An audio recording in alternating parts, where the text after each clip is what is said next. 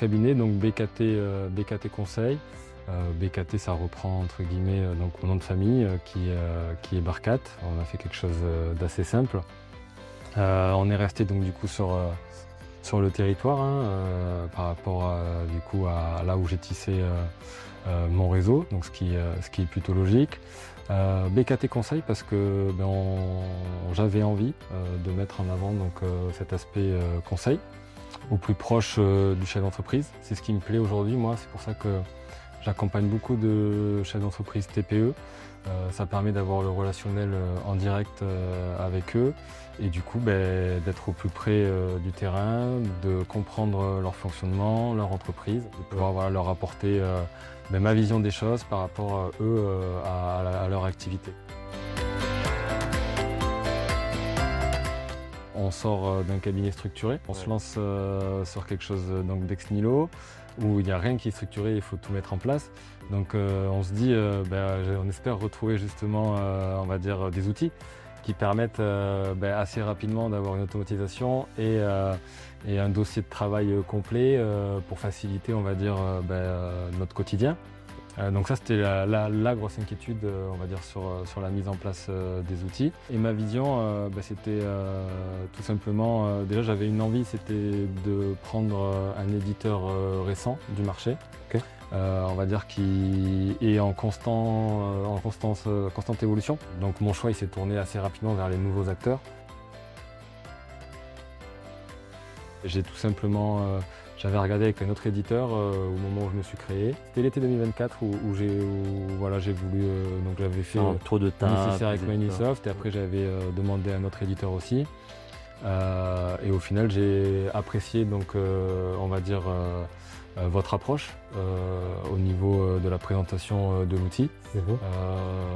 On va dire que la personne qui l'a présenté, elle est allée dans le détail. Elle a pris son temps, ça m'a permis en tout cas ça m'a mis en sécurité et je me suis senti confiant pour faire le travail de mon quotidien avec ces outils-là.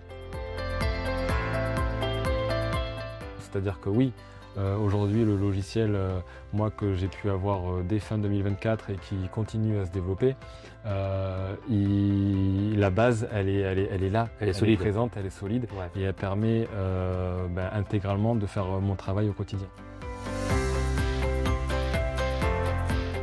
Au début, le tableau de bord est intéressant, c'est des indicateurs qui permettent un petit peu de suivre.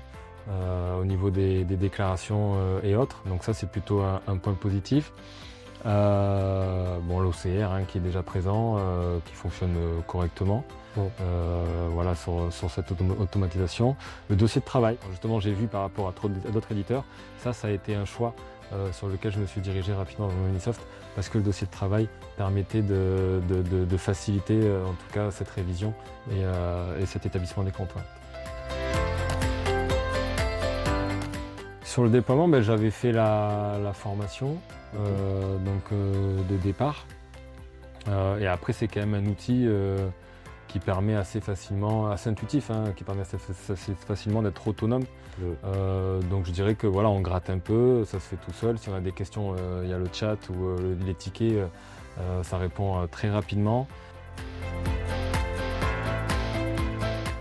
Je pense qu'à partir du moment, et c'est ce que je dis aussi à mes chefs d'entreprise que j'accompagne, et ils le savent eux-mêmes, ils le sont aussi comme ça, c'est-à-dire qu'à un moment donné, quand on est chef d'entreprise, il faut savoir analyser, anticiper les risques et surtout oser.